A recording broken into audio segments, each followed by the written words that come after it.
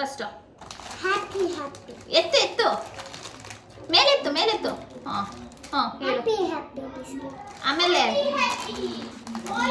Biscuit ಆಮೇಲೆ chocolate ಆಮೇಲೆ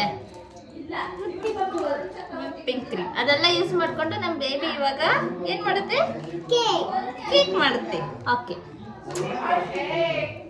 ಇವಾಗ ಜಸ್ಟ್ ಎಷ್ಟನ್ನ ಯೂಸ್ ಮಾಡಿಕೊಂಡು ಮನೇಲಿ ವಿತೌಟ್ ಓವನ್ ನಾವು ಹೆಂಗೆ ಕೇಕ್ ಮಾಡ್ತೀವಿ ಅಂತ ತೋರಿಸ್ತೀವಿ. ಇದು ಯಾವಾಗಲೂ ಲಾಕ್ಡೌನ್ ಅಲ್ಲಿ ತುಂಬಾ ಫೇಮಸ್ ರೆಸಿಪಿ ಆಗಿತ್ತು ನಮ್ಮ ಮನೇಲಿ.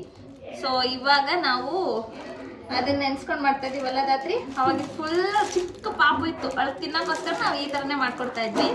ಸೊ ಇವತ್ತು ಅವಳ ಜೊತೆಗೇನೆ ಮಾಡ್ತಾ ಇದ್ದೀವಿ. ದಕ್ಷ ಬಾರೆ ಹೆಲ್ಪ್ ಮಾಡು. ಓಕೆ ಫಸ್ಟ್ ಓರಿಯೋ ಫಸ್ಟ್ ನಾವು ಹ್ಯಾಪಿ ಹ್ಯಾಪಿ ಬಿಸ್ಕೆಟ್ನ ತಗೊಂಡು ಏನ್ ಮಾಡ್ಬೇಕು, ಪುಡಿ ಮಾಡ್ಕೋಬೇಕು. ಪುಡಿ ಮಾಡ್ಕೊಂಡಾದ್ಮೇಲೆ ಇಟ್ಕೋಬೇಕು.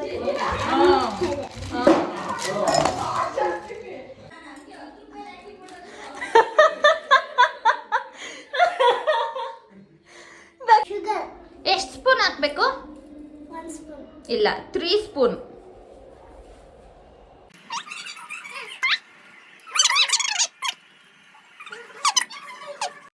ಸೊ ಇಲ್ಲಿ ಪೀಸ್ ಮಾಡಿ ಇಟ್ಕೊಂಡಿರೋ ಬಿಸ್ಕೆಟ್ಸ್ ಮತ್ತು ಶುಗರ್ನ ಫೈನ್ ಪೌಡರ್ ಮಾಡ್ಕೊಬೇಕು. ಅದರಲ್ಲಿ ಯಾವುದು ದಪ್ಪ ಪೀಸಸ್ ಎಲ್ಲ ಇರಬಾರ್ದು, ಯಾಕಂದರೆ ಆಮೇಲೆ ನಾವು ಹಿಟ್ಟು ಥರ ಕಲಿಸ್ಕೋವಾಗ ಲಮ್ಸ್ ಆಗಿಬಿಡುತ್ತೆ. ಬೇಕಿಂಗ್ ಸೋಡಾನಾ? ಸೊ ಇಷ್ಟು ಬೇಕಿಂಗ್ ಸೋಡಾ ಆ್ಯಡ್ ಮಾಡ್ಕೋಬೇಕು. ಬೇಕಿಂಗ್ ಪೌಡರ್ ಇದ್ರೆ ಇನ್ನೂ ಸಾಫ್ಟ್ ಆಗಿ ಬರುತ್ತೆ, ಬಟ್ ನಾನಿವತ್ತು ಬೇಕಿಂಗ್ ಸೋಡಾ ಆ್ಯಡ್ ಮಾಡ್ತಾ ಇದ್ದೀನಿ ಸಿನ್ಸ್ ಬೇಕಿಂಗ್ ಪೌಡರ್ ಅವೈಲೇಬಲ್ ಇಲ್ಲ ಅಂತ. ಏನು ಮಾಡ್ಬೇಕು ದಾತ್ರಿ? ಹಾಲಲ್ಲ, ಹಾಲು. ನಾವು ಒಟ್ಟಿಗೆ ಅಷ್ಟು ಹಾಲನ್ನ ಆ್ಯಡ್ ಮಾಡ್ಕೋಬಾರ್ದು, ಯಾಕಂತಂದರೆ ಒಂದೊಂದ್ಸಲಿ ನಮಗೆ ಗೊತ್ತಾಗ್ದಿರ ತೆಳ್ಳಗಾಗೋದು ಚಾನ್ಸಸ್ ಇರುತ್ತೆ. ನಾರ್ಮಲ್ ಹಿಟ್ಟಿಗಿನ್ನ ಇದು ಬಿಸ್ಕೆಟ್ ಆಗಿರೋದ್ರಿಂದ ಜಾಸ್ತಿ ಹಾಲು ಹಾಕೋಬಾರ್ದು, ಬೇಗ ತೆಳ್ಳಗಾಗ್ಬಿಡುತ್ತೆ. ನಾನಿವಾಗ ತೋರಿಸ್ತಾ ಇದ್ದೀನಿ ನೋಡಿ, ಆ ಥರ ಸ್ವಲ್ಪ ಸ್ವಲ್ಪ ಹಾಕ್ಕೊಂಡು ಮಿಕ್ಸ್ ಮಾಡ್ಕೊಳ್ಳಿ. ಆ್ಯಂಡ್ ಬ್ಯಾಟರ್ ಕನ್ಸಿಸ್ಟೆನ್ಸಿ ಸ್ವಲ್ಪ ಥಿಕ್ಕಾಗಿದ್ರೇ ಕೇಕ್ ಚೆನ್ನಾಗಿ ಬರುತ್ತೆ.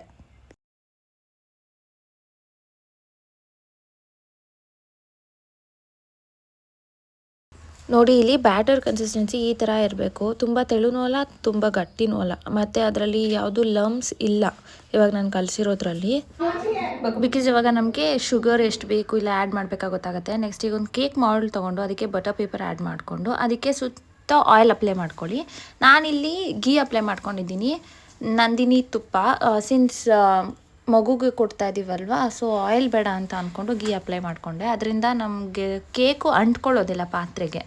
ನೆಕ್ಸ್ಟ್ ಈ ಥರ ಬ್ಯಾಟರ್ನೆಲ್ಲ ಹಾಕ್ಬಿಟ್ಟು ಅದನ್ನು 2 ಸಲ ಡ್ಯಾಬ್ ಮಾಡಿ ನೀಟಾಗಿ ಸೆಟಲ್ ಆಗುತ್ತೆ. ಅದು ಈ ಥರ ನೀಟಾಗಿ ಸ್ಪ್ರೆಡ್ ಮಾಡಿಕೊಂಡು ನೀವು ಒಂದು ಇಡ್ಲಿ ಪಾತ್ರೆ ತೊಗೊಳ್ಳಿ ಅಥವಾ ಕುಕ್ಕರ್ ತೊಗೊಳ್ಳಿ, ಅದ್ರ ಕೆಳಗಡೆ ನೀರು ಇಟ್ಬಿಟ್ಟು ಅದ್ರ ಮೇಲೆ ಒಂದು ಸ್ಟ್ಯಾಂಡ್ ಇಟ್ಟು ಅದ್ರ ಮೇಲೆ ಇದನ್ನು ಇಟ್ಟು ನೀಟಾಗಿ ಅದನ್ನ 120 ಮಿನಿಟ್ಸ್ ಬೇಯಿಸ್ಕೋಬೇಕಾಗುತ್ತೆ. ಫಸ್ಟ್ ಏನು ಮಾಡಬೇಕು, ನೀವು ಪ್ರೀ ಹೀಟ್ ಮಾಡ್ಕೊಂಡಿರಬೇಕು. ಸೊ ಈಗ ವಿಪ್ಪಿಂಗ್ ಕ್ರೀಮ್ ನ ಹಾಕೊಂಡು ನಾವು ಫಸ್ಟ್ ಕ್ರೀಮ್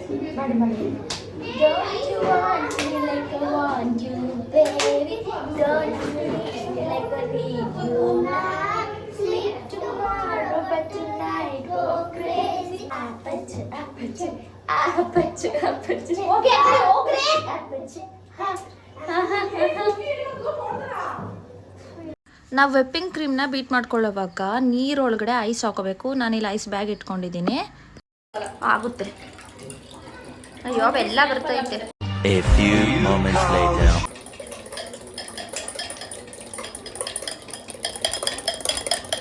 ಅದು ಅಷ್ಟು ಕೋಲ್ಡ್ಗೆ ಬೇಗ ಆಗ್ತಾ ಇರಲಿಲ್ಲ, ಸೊ ಮತ್ತೆ ಐಸೆಲ್ಲ ಹಾಕ್ಕೊಂಡು ಮತ್ತೆ ಮಾಡ್ತಾಯಿದ್ದೀವಿ. ಸ್ವಲ್ಪ ಹೊತ್ತು ನಾವು ಬೀಟ್ ಮಾಡ್ಕೊಂಡ್ಮೇಲೆ ಸ್ವಲ್ಪ ಶುಗರ್ ಆ್ಯಡ್ ಮಾಡಬೇಕು. ನಾವು ಬೀಟರನ್ನು ಯೂಸ್ ಮಾಡ್ಬೋದು, ಸಿನ್ಸ್ ನಮ್ಮ ಅಕ್ಕ ಮನೇಲಿ ಬೀಟರ್ ಇಲ್ಲ ಅಂತ ನಾವು ಪೋಕ್ ಸ್ಪೂನ್ ಬರುತ್ತಲ್ಲ ಅದರಲ್ಲಿ ಮಾಡ್ಕೊತಾ ಇದ್ದೀವಿ.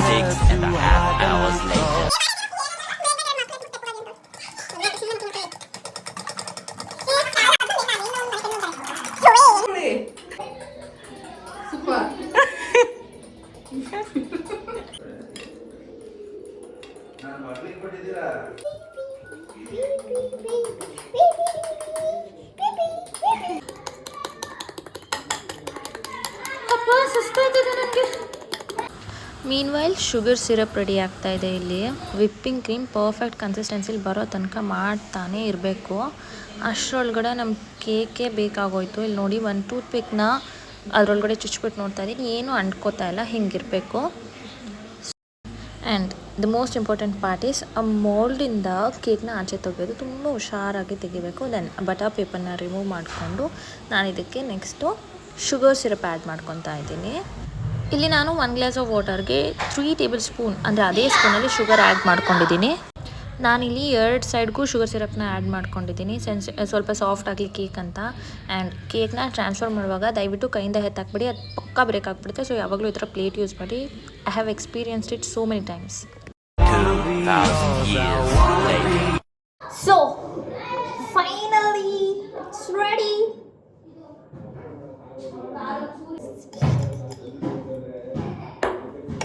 ನಾನಿವಾಗ ವಿಪ್ಪಿಂಗ್ ಕ್ರೀಮ್ಗೆ ಓರಿಯೋ ಬಿಸ್ಕೆಟ್ ಏನು ಪೌಡರ್ ಮಾಡಿ ಇಟ್ಕೊಂಡಿದ್ವಿ ಅಲ್ಲ, ಅದನ್ನು ಆ್ಯಡ್ ಮಾಡ್ಕೊತಾ ಇದ್ದೀನಿ. ಅದು ಜರ್ಡಿ ಹಿಡಿದ್ರೆ ತುಂಬ ಫೈನ್ ಪೌಡರ್ ಮಾತ್ರ ಅದರೊಳಗಡೆ ಉದುರತ್ತೆ. ಈ ಥರ ಆ ಬಿಸ್ಕೆಟ್ ಪೀಸಸ್ ಎಲ್ಲ ಅದರೊಳಗಡೆ ಬರಲ್ಲ. ದೆನ್ ಇದನ್ನು ಎಸಿಬೇಡಿ. ನೆಕ್ಸ್ಟ್ ಅದು ಯೂಸ್ ಆಗುತ್ತೆ ಯಾವುದಕ್ಕೆ ಅಂತ ಹೇಳ್ತೀನಿ.